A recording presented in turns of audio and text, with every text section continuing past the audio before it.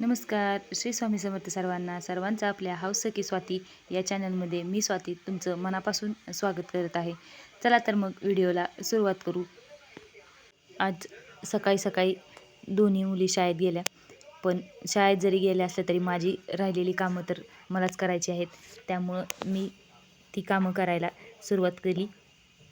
कोणी कौतुक करू अगर न करू, पण आपल्याला ही रोजची कामं केलीच पाहिजे. कारण ही कामं करताना आपण जर असा विचार केला की आपल्याला दुसऱ्याच्या कौतुकाची गरज आहे आणि ते कौतुक करतील, या कौतुकासाठीच आपण ही कामं करावी, तर आपण ही कामं तेवढ्या आनंदाने करणार नाही. आणि प्रत्येकालाच असं वाटतं की आपण जी ही घरातली कामं करतो त्याचं कौतुक आपल्या सर्व घरातल्यांनी करायला पाहिजे, पण प्रत्येक वेळेस असं होत नाही आणि सर्वांच्याच बाबतीत असं होतं असं मला वाटतं.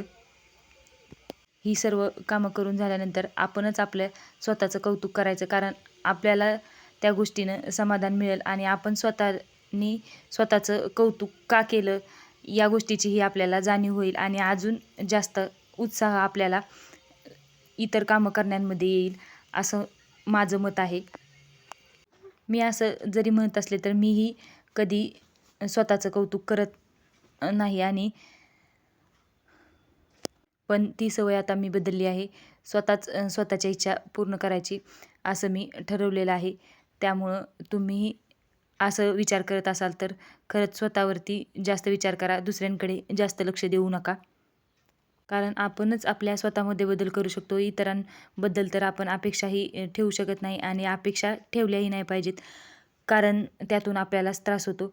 घरचीच सर्व काही कामं करायची आणि तीही मुलींच्या शाळा सुटण्याच्या वेळेत, कारण शाळा सुटायच्या वेळेच्या आधी कामं बऱ्यापैकी उरकली म्हणजे आल्यानंतर जास्त काम राहत नाही आणि आल्यानंतर जास्त कामही करू वाटत नाही, कारण चालून आल्यावर त्यांनाही कंटाळा येतो आणि मलाही थोडा वेळ का होईना पण कंटाळा येतो. त्यामुळं आल्यानंतर तर जास्त काही काम करू वाटत नाही. आणि दुर्वा तर काल थोडी का होईना भिजली होती. आजही तिला म्हटलं होतं राहू दे, पण नाही, आज पाऊस उघडला होता. मग म्हणली नाही, मला जायचंच आहे शाळेत.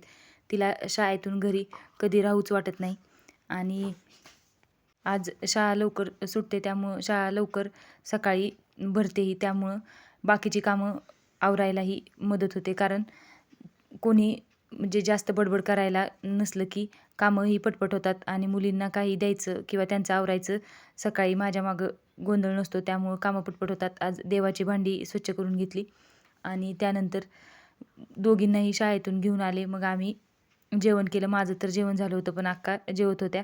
म्हणलं थोडं आपण लवकर आवरावं. आणि त्यानंतर काल साडीच्या कट करून ठेवला होता, पण तो शिवायचा राहिला, कारण या दोघींचं मधीच काही ना काही चालूच असतं.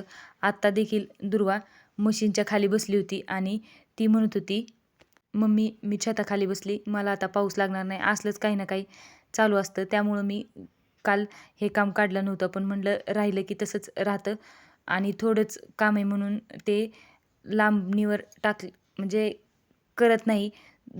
जास्त असल्यानंतर सोबतच करू असा विचार येतो, त्यामुळं म्हणलं आज करूनच घेऊ. आणि त्यातूनही तिचं सारखंच काही ना काही चालू असतं.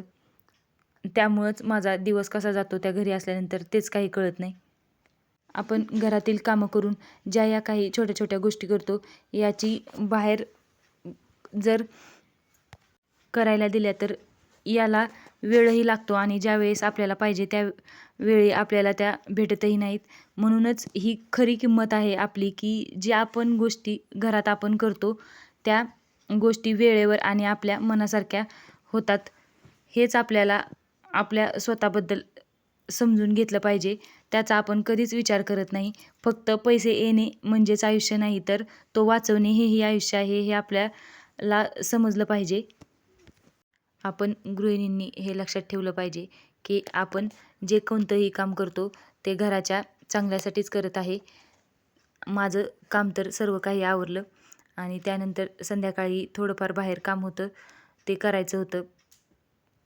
तुम्हाला जर माझे व्हिडिओ आवडत असतील तर चॅनलला नक्की सबस्क्राईब करा आणि एक कमेंट करून नक्की तुमचं मत मला सांगा. पुन्हा भेटू उद्याच्या व्हिडिओमध्ये. तोपर्यंत काळजी घ्या. नमस्कार.